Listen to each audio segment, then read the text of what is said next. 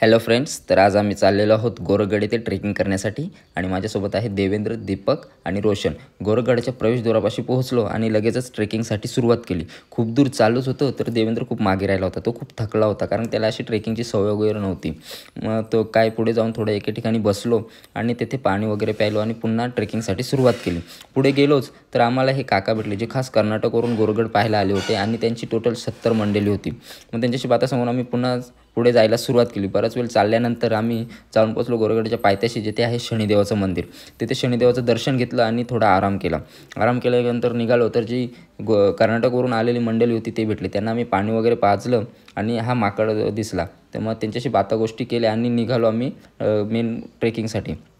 पुढे गेलोच तर तो माकड आमच्या मागे मागेच येत होता. गोरगडाच्या एकदम पायथ्याशी पोचलो आणि तिथे दीपक तर काय माकडासारख्या चढाई करायला सुरुवात केली आणि हे दोघे खूपच घाबरत आणि आरामात चढत होते, कारण त्यांना सवय नव्हती. आणि मी तर काय एका हातात कॅमेरा आणि बिना सपोर्टचाच चाललो होतो. पुढे गेलो तर खूपच खतरनाक दृश्य होतं. एक साईडला डायरेक्ट दरी होती. मग एकदम सांभाळत आम्ही पुढे पुढे निघालो आणि तिथला नजारा तर खूपच छान होता.